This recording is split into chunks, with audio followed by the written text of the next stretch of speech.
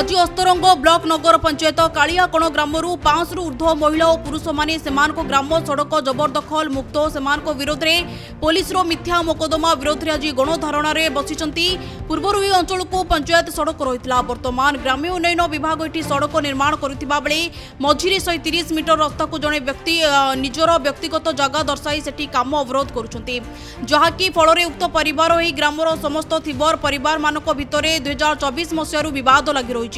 आगुरी इस स्थान में प्रशासन तरफ मापचुप सरी मात्र एपर्यंत कौन समाधान सूत्र बाहरी पारुनी एही परिस्थिति में ग्रामवासी तरफ निर्दिष्ट व्यक्ति नाम एतला संपृक्त निर्दिष्ट व्यक्ति तरफ ग्रामर अनेक महिला और पुरुषों नाम एतला मात्र ग्रामवासी अभियोग आम एतला पर्यंत कार्यकारी नक अस्तरंग पुलिस आम ग्रामवासी नाम मामला रुजु कर मोकदमा करुछि जहाँकि फल आम मानसिकता को नहीं प्रशासन निर्यातना वृद्धि पाउछि। एही घटना को विरोध कर अस्तरंग ब्लॉक निकटू पदयात्रा एक विशाल शोभायात्रा बाहरी 5 रु ऊर्ध्व ग्रामवासी आज तहसिल सम्मुख में धारणा बसुंट। मो ना हिमांश कुमार बेहरा घर कालियाकण अस्तरंग ब्लॉक कालियाकण ग्राम आज जो धारणा बसु ये अति दुखर कथा आम प्राय 2000 लोक कालियाकण ग्राम में बसवास कर 2000 लोक नगर पंचायत भी निर्भर कर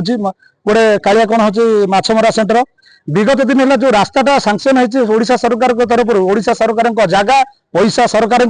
रास्ता हो पारनी आमर प्रशासन तहसिल प्रशासन थाना प्रशासन आमको रास्ता करई दौना यार कारण कौन से आम बहुत दिन दीर्घ 3 वर्ष हैरान हरकत आसी यही निष्पत्ति नहीं एटी जे पर्यंत तहसिलदार पुलिस वाला शुणुना जे पर्यंत रास्ता नहीं आम ये तहसिल ऑफिसर भोक उपास 500,000 लोक मरब बर जे पर्यंत रास्ता नई तहसिलदार से न कलेक्टर न जाइए आम से पर्यंत ये उठू ना एमती भोक उपास सुखी। कमला बेहरा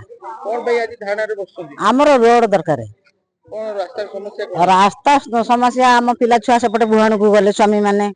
आमर सेपटे तली गाई सब बुहा गोटा पुआ 4 दिन है मत नहीं जाऊला धान या पड़ी सीधी मो गोड़ हाथ खंडिया तापर पिला छुआ सेपटे गले सी पड़ी खंडिया आमर रोड दरकार आमर गाँ भीतर 1000-1500 गोरु आम से पटे नेले से चरवे छंद्रा छंद्री होगी तेमे पड़ुच गोरु पड़ू असुविधा आमर रोड दरकार एमानको दाबी आम रास्ता निर्माण हेबा सह आम विरोध में होइतिबा मिथ्या मामला को रद्द करा जाऊ। ब्यूरो रिपोर्ट डुमानी टीवी।